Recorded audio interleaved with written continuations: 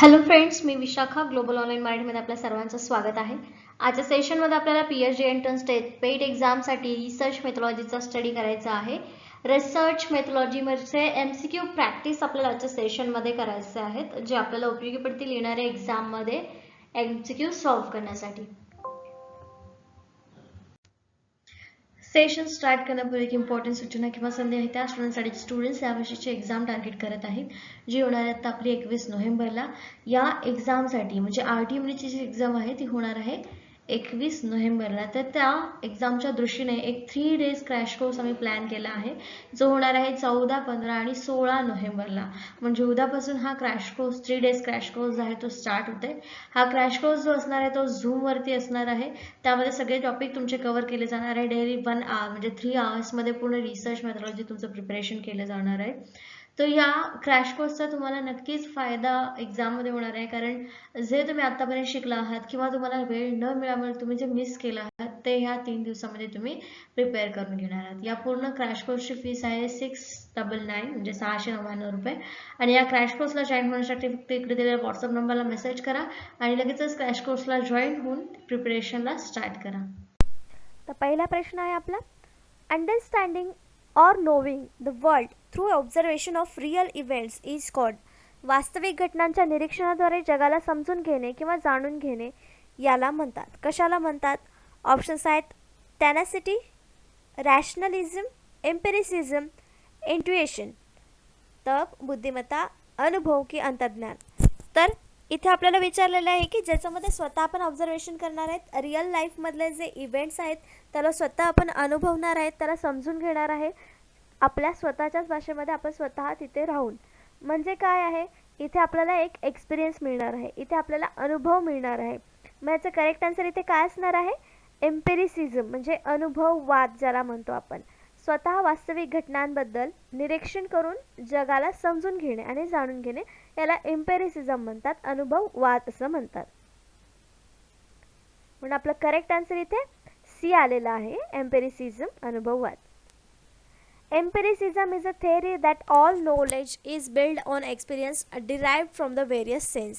आपल्याकडे जे वेगवेगळे सेन्स आहेत त्याच्यामधून आपण जे एक्सपिरियन्स घेतो त्याच्यातून आपण नॉलेज प्राप्त करत असतो, त्याला आपण एम्पिरिसिझम असं म्हणतो. Take a quiz and learn about the theory. Empiricism theory states that knowledge comes primary from. तर आपण एखादा प्रश्न विचारतो आणि त्याच्याबद्दल उत्तरं येतं, ते आपली थेअरी होते, त्याला आपण अनुभवजन्य नॉलेज असं म्हणू शकतो. म्हणजे empiricism theory states that knowledge comes from primary from. तर जिथून जेव्हा आपण एखादा प्रश्न निर्माण करतो तेव्हा तिथूनच आपल्याला एखादी थेअरी प्राथमिक निघते किंवा तयार होत असते. In the philosophy of science, empiricism is a theory of knowledge which emphasizes those aspects of scientific knowledge that are closely related to the experience. तर याच्यामध्ये आपल्याला सांगितलेलं की एम्पिरिसिझम जे आहे ते एक्सपिरियन्समधून आलेलं आहे किंवा एक्सपिरियन्सशी जास्त क्लोज्ड आहे. सायंटिफिक नॉलेज आपल्याला मिळतं त्याच्यातून, म्हणजे वैज्ञानिक ज्ञान तर मिळतं आहे, पण ते कशातून मिळतं आहे? आपल्या एक्सपिरियन्समधून, आपल्या अनुभवातून ते आपल्याला प्राप्त होत आहे. Especially as formed through the deliberate experimental arrangements. Hence science is considered to be methodologically empirical in nature. तर जे काही आपल्याला माहिती मिळते आहे ते आपल्या प्रयोगातूनच मिळते आहे. प्रयोग अरेंज आपोआप होतात, पण त्यातून आपण अनुभव घेतो आणि मग ते आपल्याला एखादी थेअरी किंवा एखादा सायन्सचं नॉलेज त्यातून आपल्याला प्राप्त होतं. म्हणून आपण असं म्हणतो की विज्ञान हे एक पद्धती आहे, अनुभव, निसर्गातून अनुभव घेऊन शिकण्याची गोष्ट आहे, नॉलेज मिळवण्याची गोष्ट आहे. तर एम्पिरिसिझम म्हणजे काय आपल्याला समजलं?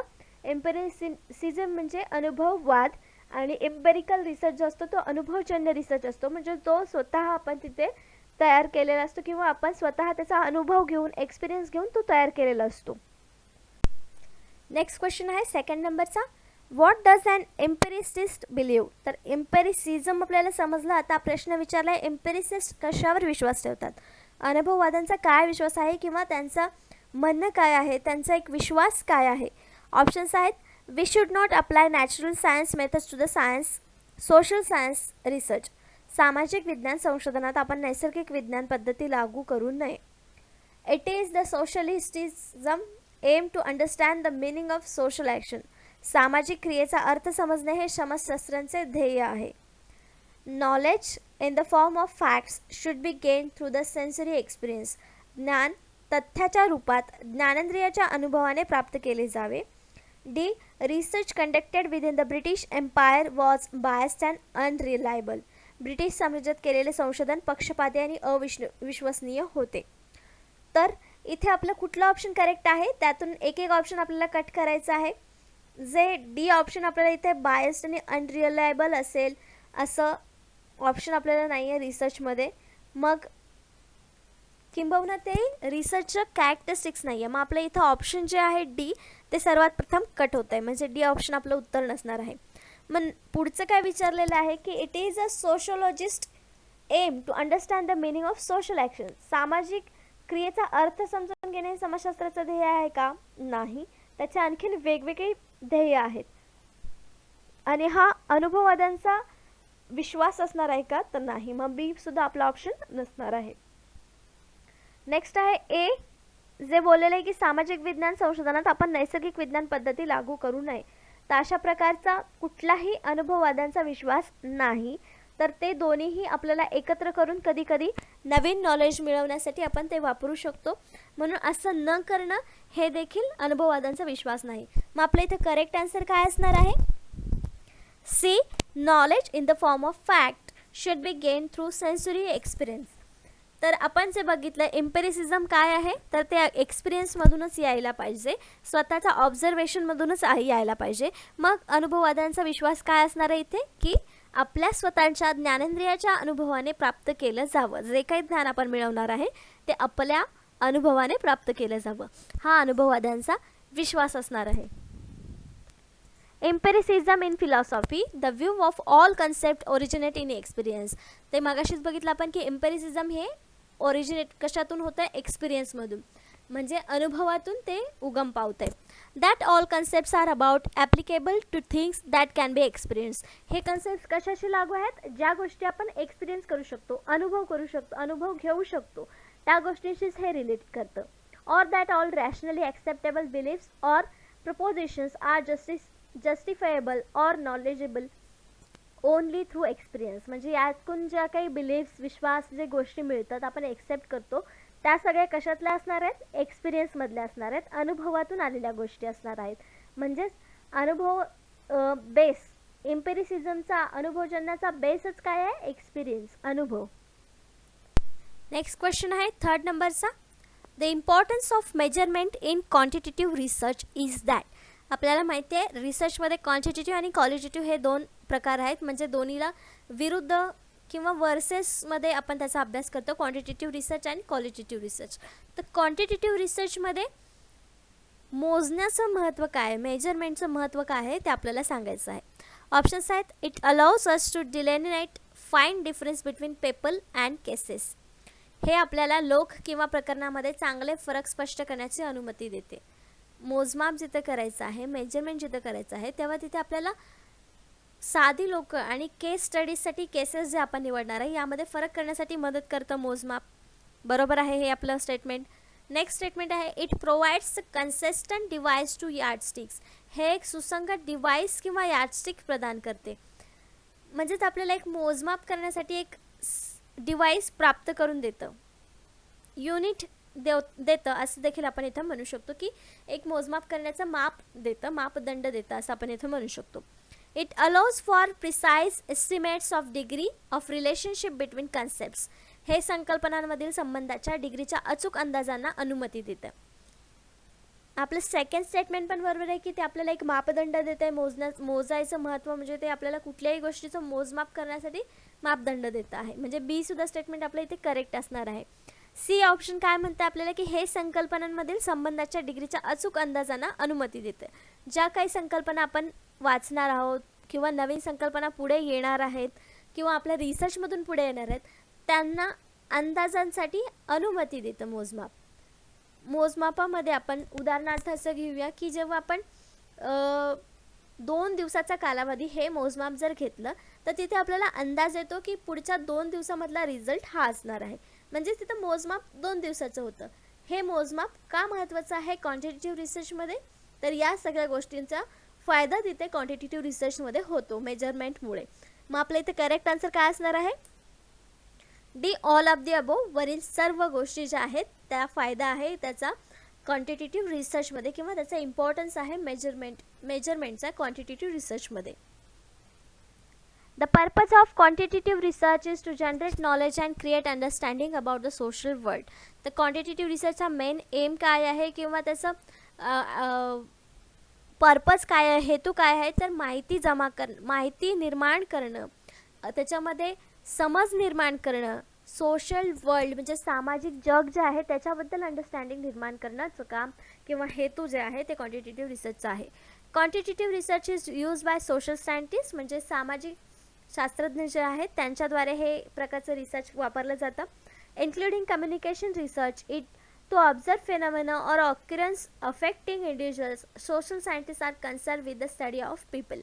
तर हे सोशल सायंटिस्ट कशाशी रिलेटेड असतात, तर लोकांच्या अभ्यासाशी रिलेटेड असतात. क्वांटिटेटिव्ह रिसर्चसुद्धा लोकांच्या इनडायरेक्टली रिसर्चशी रिलेटेड आहे. The author offers 3 reasons for our concern with measurement in research. Firstly, it allows us to delineate find differences between cases or people. जे आपण म्हटलं की मेजरमेंटचा फायदा काय काय इथे आपल्याला सांगितलं की केसेस आणि पीपल या दोन्हीमधला फरक ओळखण्यासाठी मेजरमेंट आपल्याला आवश्यक असतं. General observation might be enough to detect extreme of opinion but measurement is needed for the more subtle variation that actually exist. जे खरं व्हेरिएशन्स तिथे प्रेझेंट आहेत त्यांना ओळखण्यासाठी ही मेजरमेंट्स आपल्याला गरजेची असतात. Establishing a measure once allow us to use it again later on with the same people with other, providing the consistent benchmark. Finally, by studying correlationship, we have a bias for studying how closely concepts relate to each other. So answer D is correct, all of the above. All of the above का correct आहे? इथं आपण सांगितलेलं आहे की लोक आणि cases हे ओळखण्यासाठी आपल्याला मेजरमेंट्स मदत करतात. Next question 4 number. Quantitative social researchers rarely claim to have established causality because परिणात्मक सामाजिक संशोधन जे आहे ते क्वचित कार्यकरण स्थापित केल्याचा दावा करतात. कारण म्हणजे तिथे कधी कधीच कार्यकरण स्थापित होतं म्हणजे काम होतंय असं दावा करतात क्वांटिटेटिव्ह रिसर्चमध्ये. का असं होतं याचे ऑप्शन्स आहेत. They are more concern with publishing the result of their reliability test. त्यांच्या विश्वासार्हतेच्या चाचण्यांचे निकाल प्रकाशित करण्यास ते अधिक संबंधित असतात. They do not believe that this is an appropriate goal to be strive for. प्रयत्नांची पराकाष्ठा करणे हे एक योग्य लक्ष्य आहे यावर त्यांचा विश्वास नाही. They keep forgetting which of the variables they have manipulated. त्यांनी बदल घडून आणलेले कुठलेही बदल ते विसरतच राहिलेत किंवा त्यांनी ते लक्षात ठेवले नाही आहेत. They tend to use cross sectional designs which produce only correlations. त्यांच्याकडे क्रॉस सेक्शनल डिझाईन वापरण्याची प्रवृत्ती आहे जी केवळ परस्पर संबंध तयार करत असतात. तर याच्यामध्ये करेक्ट आन्सर काय असणार आहे? म्हणजे कुठलं रिझन असू शकतं की ज्याच्यामध्ये कॅज्युअलिटी निर्माण होत असते क्वचितच, पण म्हणजेच कधी कधी. त्याचं रिझन जे आहे ते आहे की they tend to use cross sectional design. याचं करेक्ट आन्सर आहे D. They tend to use cross sectional designs which produce only correlation. म्हणजे क्रॉस सेक्शन डिझाईनच हे क्वांटिटेटिव्ह रिसर्चमध्ये वापरले जातात आणि त्यामुळे त्याच्यामध्ये फक्त परस्पर संबंध तयार केला जातो. म्हणून त्याच्यामध्ये कुठल्याही प्रकारचा कार्यकरण नेहमी स्थापित होत नाही, तर क्वचितच तोच स्थापित केला जातो. तर आता बघूया आपण की क्रॉस सेक्शनल डिझाईन्स का उपयोगी ठरत नाहीत किंवा कार्यकरण स्थापित का करत नाहीत, क्वचितच का करतात. then experimental design allows us to test for causal connection between variables because of the one variable. तर एक्सपेरिमेंटल डिझाईनमध्येच आपल्याला हे टेस्ट करण्याची परमिशन मिळते कॅज्युअल कनेक्शन व्हेरिएबल्समधले, जे की आपल्याला क्वांटिटेटिव्ह सोशल रिसर्चमध्ये विचारलं होतं प्रश्नामध्ये, पण हे एक्सपेरिमेंटल डिझाईनमध्ये अलो केलं असतं. because one of the variables that is independent or manipulated to track changes in other dependent variables. स्वतंत्र चल आणि अवलंबित चल असे दोन प्रकारचे चल असतात जे एक्सपेरिमेंटल डिझाईन्समध्ये असतात. कॉज आणि इफेक्ट्समध्ये ते काम करत असतात. However the most social survey research uses cross sectional designs. तर क्वांटिटी रिसर्चमध्ये सोशल सर्वे रिसर्च येतात आणि त्याच्यामध्ये क्रॉस सेक्शनल डिझाईन्स हे मोस्टली यूज केले जातात. Where such manipulation is not possible. जसं एक्सपेरिमेंटल डिझाईन्समध्ये इंडिपेंडंट व्हेरिएबल डिपेंडंट व्हेरिएबलमध्ये मॅनिप्युलेशन होतं, ते क्रॉस सेक्शन डिझाईनमध्ये पॉसिबल नाही होत बहुतेक वेळा. Consequently degree of correlation between variables can be determined but causality remains interferential. तर काही घटकामध्ये काय होतं की व्हेरिएबल्स डिटरमाइन होतात पण त्यांची कॅज्युअलिटी निर्माण होत नाही किंवा तिथे जागा घेत नाही. If you give answer B, you should recognize that very few researchers are interested in mere description of things. They usually want to find out why things are the way they are so that they can be remade by replicated. Causality is an appropriate goal, simply difficult to achieve. तर casualty जी गोष्ट आहे, जे गोल आहे ते simply achieve होत नाही, ते difficult आहे. मग हे एक्सपेरिमेंटल डिझाईनमध्ये शक्य आहेत कारण तिथे जे व्हेरिएबल्स असतात ते एकमेकांना मॅनिप्युलेट करत असतात, पण क्रॉस सेक्शनल्समध्ये हे शक्य नसतं. म्हणून आपलं तिथे करेक्ट आन्सर जे आलं होतं ते डी आलं होतं की क्रॉस सेक्शनल डिझाईन्स तिथे यूज केली जाते, म्हणून तिथे कार्यकरण स्थापित क्वचितच होतं. नेक्स्ट क्वेश्चन आहे 5th नंबरचा.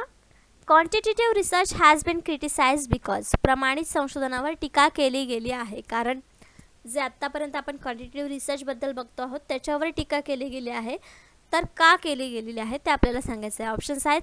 The measurement process suggest a spurious and artificial sense of accuracy. मापन प्रक्रिया अचूकतेची उत्तेजक आणि कृत्रिम अर्थ सूचित करते म्हणून.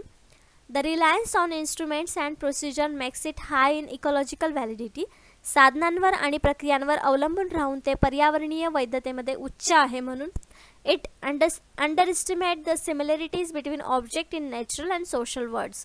हे सामाजिक आणि नैसर्गिक आणि सामाजिक जगातील वस्तूंमध्ये समानता कमी लेखते म्हणून.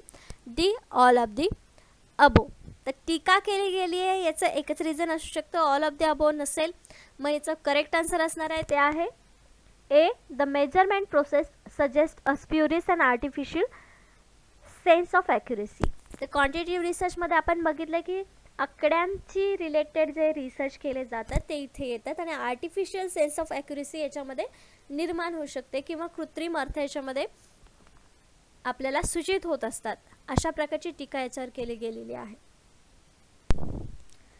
तर काय हे क्रिटिक्स आहेत किंवा त्याच्यावरती गंभीर आरोप आहेत ते बघूया. Some critics of quantitative research see it as pretending that photograph is good representation of life, rather than being a frozen instant of it. As a consequence, quantitative research is accused of assuming that social life is static, clearly not case. तर त्यांनी काय सांगितलेलं आहे, quantitative रिसर्चमध्ये photograph खूप छान लाईफचं दर्शन आपल्याला देतं किंवा रिप्रेझेंट करतं असं सांगितलेलं आहे. पण क्वांटिटेटिव्ह रिसर्चमध्ये हे काय म्हणतं की लाईफ जी आहे, सोशल लाईफ जी आहे ती स्टॅटिक आहे, सांख्यिकीय गोष्टी त्याच्यामध्ये असतात जे क्लिअरली बाहेर येत नसतात. अशा प्रकारची टीका ते करत आहेत आपल्याला क्वांटिटेटिव्ह रिसर्चमध्ये.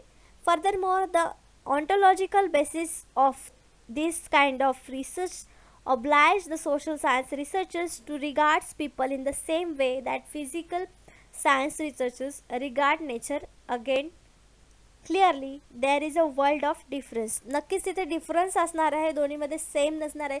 सांख्यिकीय माहिती तिथे आपण रिसर्च करताना करतो, पण क्रिटिक्स असे म्हणत आहेत म्हणजे त्याच्यावरती आरोप असे आहेत की हे फोटोग्राफ आपल्या लाईफचं चांगलं प्रदर्शन करते असं दाखवण्यापेक्षा आपली लाईफ ही एक सांख्यिकीय माहिती आहे किंवा सांख्यिकी गोष्टीशी निगडीत आहे असं हे सांगते quantitative research.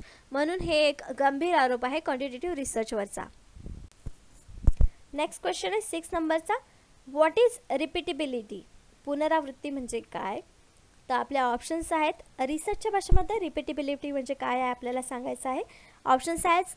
Variability due to different operators using the gauge or different time periods or एन्व्हायरमेंट्स.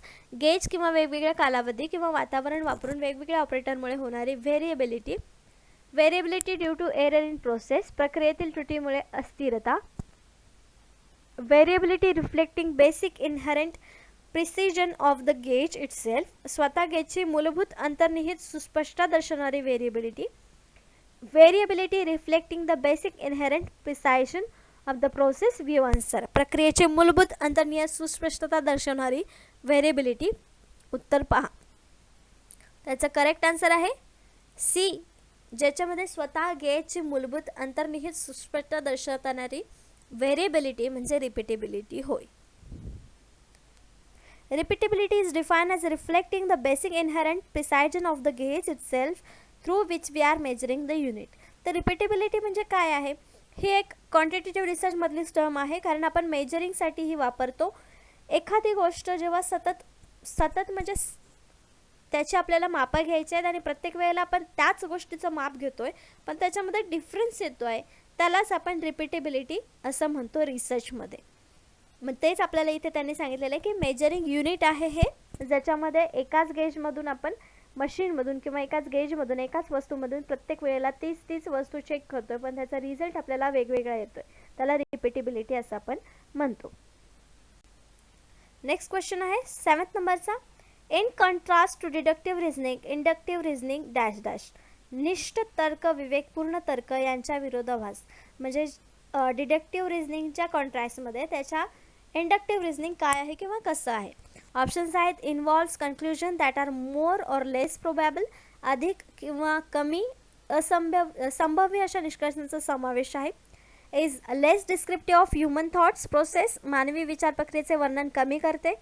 Moves from general principle to particular conclusion, सामान्य तत्वामधून विशिष्ट निष्कर्षाकडे वळते. Should be avoided in science whenever possible, जेव्हा शक्य होईल तेव्हा विज्ञानात टाळलं पाहिजे. तर डिडक्टिव्ह रिझनिंगच्या तुलनेत इंडक्टिव्ह रिझनिंगचं काय महत्त्व आहे आपल्याला ऑप्शन्सपैकी सांगायचं आहे. तर moves from general to principle हे डिडक्टिव्ह झालं. मग ते अवॉइड केलं पाहिजे, सायंटिफिक विज्ञानामध्ये टाळलं पाहिजे असं आहे का? नाही. मग सी आणि डी ऑप्शन्स आपल्या इथे कट झाले. Is less descriptive of human thoughts process, हे मानवी विचार प्रक्रियेचे वर्णन कमी करतं असं आहे का? नाही, असंही नाही आहे. मग इथं आपलं एकच करेक्ट आन्सर असू शकतं, ते म्हणजे A, involves conclusion that are more or less probable, अधिक किंवा कमी संभाव्य अशा निष्कर्षांचा समावेश यामध्ये केला जातो इंडक्टिव्ह रिझनिंगमध्ये. मग आपलं करेक्ट आन्सर ए आलेला आहे. तर आपल्याला इथे इंडक्टिव्ह रिझनिंग आणि डिडक्टिव्ह रिझनिंग नेमकं काय आहे ते आपल्याला बघायचं आहे आणि दोन्हीमधला फरक देखील इथे आपल्याला समजेल. Someone who uses inductive reasoning makes specific observation and then draw a general conclusion. तर इंडक्टिव्ह रिझनिंगमध्ये काय आहे? स्पेसिफिक ऑब्झर्वेशन केलं जातं, त्याच्यावरून जनरल कन्क्लुजन आपण काढत असतो. तर डिडक्टिव्हमध्ये काय असतं? स्पेसिफिक कन्क्लुजनवरून जनरल थेअरी निघत असते. तर इथे उदाहरण आपण असं घेऊ शकतो की every quiz has been easy therefore the test will be easy. Example त्यांनी दिलेलं आहे इंडक्टिव्हचं की क्वीज इझी असणार आहे, प्रत्येक क्वीज इझी असणार आहे, म्हणजेच तिथे अख्खी टेस्ट जी आपली आहे ती इझी असणार आहे. म्हणजे हे इंडक्टिव्ह रिझनिंग झालं. जनरल कन्क्लुजन जेव्हा काढतोय आपण तेव्हा स्पेसिफिक ऑब्झर्वेशनचा विचार करतो आहे. नंतर डिडक्टिव्हमध्ये काय एक्झाम्पल दिलेलं आहे? All student in this class play guitar, Sam is the student of this class. मग त्यांनी जनरल एक्झाम्पल दिलं आहे डिडक्टिव्हमध्ये की एक क्लासमध्ये सगळे स्टुडंट्स गिटार वाजवत आहेत, म्हणजे सॅमसुद्धा त्याच क्लासमधला मुलगा आहे, म्हणजे सॅमसुद्धा गिटार वाजवत असणार. हे डिडक्टिव्हचं रिझनिंग झालं. जनरल स्टेटमेंट आपण काढतो, स्पेसिफिक कन्क्लुजन तिथे आपण काढतो आहोत. इंडक्टिव्हमध्ये अजून काय सांगितलेलं आहे? When you are using inductive reasoning correct observation won't necessary lead you to correct general conclusion. जर इंडक्टिव्ह रिझनिंगमध्ये आपण स्पेसिफिक ऑब्झर्वेशनवरून जनरल कन्क्लुजन काढत असतो, पण इंडक्टिव्हमध्ये ते खरं असेलच असं नाही. तर याउलट डिडक्टिव्हमध्ये जे आपण रिझनिंग किंवा थेअरी कन्क्लुजन जे काढतो ती दोन्ही स्टेटमेंट जी असतात ती करेक्ट असतात. उदाहरण दिलेलं आहे इंडक्टिव्हमध्ये the teacher use PPT in the last few classes therefore the teacher will use PPT tomorrow. हे आपलं रिझन तिथं इंडक्टिव्हमध्ये असं दाखवू शकतो की आपण प्रत्येक क्लासमध्ये टीचरने PPT यूज केले असं दिलेलं नाही आपल्याला. Last few classes teacher use केलेली आहे PPT, तर टीचर PPT उद्या यूज करेल असं आपण सांगू शकत नाही इंडक्टिव्ह रिझनिंगमध्ये. तेच डिडक्टिव्ह रिझनिंगमध्ये at the conference all people present are 30 or older, Maria is in the room, म्हणजे मारिया तिथे 30चे असणार आहे हे आपल्याला तिथे समजून येतं. म्हणजे ही जनरल थेअरी आहे, याला आपण डिडक्टिव्ह रिझनिंग असं म्हणू शकतो. तर हा फरक आहे इंडक्टिव्ह रिझनिंग आणि डिडक्टिव्ह रिझनिंगमध्ये. एक्झाम्पल्सवरून आपल्याला डिडक्टिव्ह रिझनिंग, इंडक्टिव्ह रिझनिंग हे दोन्ही क्लिअरली समजतं. Inductive reasoning specific to general and deductive reasoning specific conclusion follows a general theory. Next question आहे 8th नंबरचा. Which of the following sequence best describe the deductive logic of enquiry. तर deductive आपण बघितलेले आहे, reasoning काय आहे, deductive logic enquiry इथे काय विचारलेलं आहे, म्हणजे आपलं काय असणार आहे इथे, जनरल टू स्पेसिफिक. पुढीलपैकी कोणता अनुक्रम चौकशीच्या विलोमनीय लॉजिकचे उत्तम वर्णन करतो आहे. जनरलपासून आपल्याला स्पेसिफिकपर्यंत जायचं आहे. म्हणजे ऑप्शन्स बघा आपले काय आहेत, थेअरी, डेटा, हायपोथेसिस. डेटा पहिले यायला पाहिजे की थेअरी पहिले यायला पाहिजे की हायपोथेसिस पहिले यायला पाहिजे, इथे आपल्याला सांगायचं आहे. तर data, theory, hypothesis. Data, empirical pattern, theory, theory, hypothesis, data, empirical pattern, hypothesis आणि थेअरी. तर इथे करेक्ट आन्सर जे आहे ते आहे डी, थेअरी, हायपोथेसिस, डेटा. तर सगळ्यात मोठी काय असणार आहे, सिद्धांत असणार आहे. त्याच्यानंतर हायपोथेसिस म्हणजे त्याची गृहीतक असणार आहेत आणि मग सगळ्यात शेवटी डेटा असणार आहे, कारण डिडक्टिव्ह लॉजिक विचारलेलं आहे. हे जर आपल्याला इंडक्टिव्ह लॉजिक विचारलं असतं तर मग डेटा, हायपोथेसिस आणि मग थेअरी आले असते. पण डिडक्टिव्ह लॉजिकमध्ये पहिले सगळ्यात मोठा सिद्धांत, त्याच्यानंतर हायपोथेसिस, मग त्याचा डेटा येणार आहे. म्हणून इथं आपलं करेक्ट आन्सर डी आलेला आहे. जसं इथे डिडक्टिव्ह रिझनिंगचे एक्झाम्पल्स दिलेले आहेत त्यांनी, ऑल बर्ड्स हॅव फीदर्स, म्हणजे सगळ्या पक्ष्यांना इथे पंख असतात, हे एक डिडक्टिव्ह लॉजिक आहे.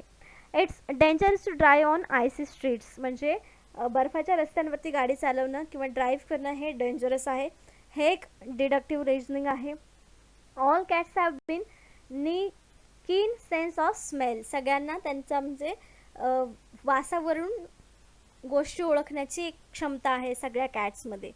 Cacti are plants and all plants perform photosynthesis, म्हणजे इथे आपल्याला जनरल गोष्ट सांगितलेली आहे की स्पेसिफिकपासून जनरल गोष्ट निघालेली आहे की कॅक्टी नावाचा प्लांट आहे आणि प्रत्येक प्लांट हे फोटोसिंथेसिस करतं, म्हणजे कॅक्टीसुद्धा फोटोसिंथेसिसची प्रोसेस करतं. हे जनरल फॅक्ट आपल्याला इथे डिडक्टिव्हमध्ये निघतं आहे आणि ते करेक्ट आहे, म्हणून हे एक डिडक्टिव्ह लॉजिकचं एक्झाम्पल आहे. Red meat has iron in it and beef is red meat. तर इथे पण त्यांनी आपल्याला एक जनरल स्पेसिफिक स्टेटमेंट आपल्याला मिळतं आहे, ते आहे red meat has an iron, म्हणजे रेड मीटमध्ये आयर्न असतं आणि रेड बीफ हे एक रेड मीट आहे, म्हणजे त्याच्यामध्ये आयर्न असणार आहे. हे आपल्याला फॅक्ट इथं आपल्याला मिळतं आहे, म्हणून ते एक डिडक्टिव्ह रिझनिंगचं एक्झाम्पल आपल्याला इथे दिलेलं आहे. हे काही एक्झाम्पलवरून आपल्याला डिडक्टिव्ह रिझनिंग काय आहे, डिडक्टिव्ह लॉजिक आपल्याला काय आहे हे समजलं असेल. नेक्स्ट क्वेश्चन आहे 9 नंबरचा. A deductive argument is valid if एक वजाबाकी युक्तिवाद वैध असेल जर. ऑप्शन्स आहेत premises are false and conclusion is true, जर जागा खोटी आहे आणि निष्कर्ष खरे आहेत. Premises are false and conclusions are also false, जागा खोटी आहे आणि निष्कर्ष देखील चुकीचे आहेत. Premises are true and conclusion is false, जागा सत्य आहे आणि निष्कर्ष खोटे आहेत. Premises are true and conclusion is true, जागा खरी आहेत आणि निष्कर्षही खरे आहेत. तर डिडक्टिव्ह आर्ग्युमेंटमध्ये आपण बघितलेलं आहे की दोन्ही स्टेटमेंट हे जनरल स्टेटमेंट असतात आणि त्यावरून जे फॅक्ट निघतं ते देखील खरं असतं. म्हणजे इथं आपल्याला जे प्रिमायसेस दिलेले आहेत ते सुद्धा खरे पाहिजेत आणि आपल्याला निघणारं कन्क्लुजन जे आहे ते देखील फॅक्ट म्हणजे खरं असलं पाहिजे. मग आपलं करेक्ट आन्सर इथे काय असणार आहे, D. Deductive argument is valid, म्हणजे डिडक्टिव्ह आर्ग्युमेंट कधी असेल तिथे जागा कधी घेईल, तर हे आपला ऑप्शन आहे. Premises are true and conclusions is true, दोन्ही असेल तेव्हाच तिथं डिडक्टिव्ह आर्ग्युमेंट प्लेस घेणार आहे. A deductive argument is sound if and only if it is both valid, जसं की आपण डिडक्टिव्ह आर्ग्युमेंटमध्ये बघितलं की दोन्ही ज्या स्टेटमेंट्स आहेत त्याच्यावरून आपण तिसरं फॅक्ट काढू शकतो, म्हणजे दोन्ही गोष्टी तिथं व्हॅलिड पाहिजेत. And all of its premises are actually truth, खरे असले पाहिजेत. Otherwise a deductive argument is unsound, मग तिथे डिडक्टिव्ह आर्ग्युमेंट होणार नाही जर तिथले एखादंही वाक्य जर चुकीचं असेल तर. According to the definition of deductive argument, the author of the deductive argument always intend that the premises provide the short justification for the conclusion whereby if premises are true. म्हणजे डिडक्टिव्ह रिझनिंगमध्ये डिडक्टिव्ह आर्ग्युमेंटमध्ये प्रिमायसेसमध्ये म्हणजे statement जे असतात पहिले statement त्याच्यामध्ये आपल्याला clue असतो, last conclusion असेल त्याच्यावरती, म्हणजे कन्क्लुजन आहे ते सुद्धा खरं निघालं तरच ते एक डिडक्टिव्ह आर्ग्युमेंट असतं. नेक्स्ट क्वेश्चन आहे 10th नंबरचा. Inductive reasoning is based on or presuppose, आगमनात्मक तर्क. डिडक्टिव्हच्या अपोजिट इंडक्टिव्ह रिझनिंग जे आहे ते कोणत्या पूर्वस्थितीवर आधारित आहे. ऑप्शन्स आहेत युनिफॉर्मिटी ऑफ नेचर, निसर्गाचा एकसारखेपणा. युनिटी ऑफ नेचर, निसर्गाची एकता. गॉड क्रिएटेड द वर्ल्ड, देवाने जगाची निर्मिती केली आहे. लॉज ऑफ नेचर, निसर्गाचे नियम. तर कुठल्या आधारावर आहे इंडक्टिव्ह रिझनिंग, तर युनिफॉर्मिटी ऑफ नेचर, निसर्गाचा एकसारखेपणा या तत्वावर इंडक्टिव्ह रिझनिंग बेस्ट आहे, पूर्वस्थित आहे असं आपण म्हणू शकतो. म्हणजे याचं करेक्ट आन्सर आपलं ए आलेलं आहे. कसं तर बघूया. Two types of inductive arguments. Inductive आर्ग्युमेंट्सचे दोन प्रकार आहेत. एक आहे statistical inductive argument and inductive argument which does not presuppose the uniformity of nature. ह्याच्यामध्ये नेचरचा विचार केला जात नाही किंवा निसर्गाचा एकसारखेपणाचा विचार केला जात नाही. For example 90% of college freshman can read beyond the 6th grade level. David is a college freshman, therefore David can read beyond the 6th grade level. हे इंडक्टिव्ह रिझनिंगचा आर्ग्युमेंट आहे, पण त्याच्यामध्ये स्टॅटिस्टिकल इंडक्टिव्ह आर्ग्युमेंट्स आलेले आहेत, पण हे uniformity of नेचरमध्ये नाही आहे. मग दुसरा टाईप कोणता आहे? Human inductive argument and inductive argument which presuppose the uniformity of nature. तर याच्यामध्ये निसर्गाचा एकसारखेपणा आपण दाखवू शकतो. each of the 100 college freshmen surveyed known how to spell logic. If we ask another college freshman, he or she will also know how to spell logic. म्हणजे त्याच्यामध्ये काय दिलेलं आहे की युनिफॉर्मिटी ऑफ नेचरमध्ये काय दिलेलं की भरपूर सारे एकाच वेळी भरपूर सारे कॉलेजेसमध्ये एक वर्ड सेम लिहिला जातो, तसाच दुसऱ्या जगातल्या कुठल्याही विद्यार्थ्याला तो वर्ड स्पेल करायला सांगितला तर सेमच येणार आहे. तिथं एकसारखेपणा आपल्याला दिसून येणार आहे, शिकवण्यामध्ये किंवा आता स्पेल करण्यामध्ये एकसारखेपणा दिसून येणार आहे. म्हणून इथं आपलं करेक्ट आन्सर काय होतं? Uniformity of. तर अशा प्रकारे आजचे आपले 10 प्रश्न 10 कन्सेप्ट ज्या आहेत त्या इथे क्लिअर केलेल्या आहेत. आपण नेक्स्ट लेक्चरमध्ये याच टॉपिकवरती पुढचे अजून 10 प्रश्न घेणार आहोत, जेणेकरून आपल्या राहिलेला कन्सेप्ट देखील याच्यातून क्लिअर व्हावा युनिट 1 मधल्या. आजच्या लेक्चरसाठी धन्यवाद.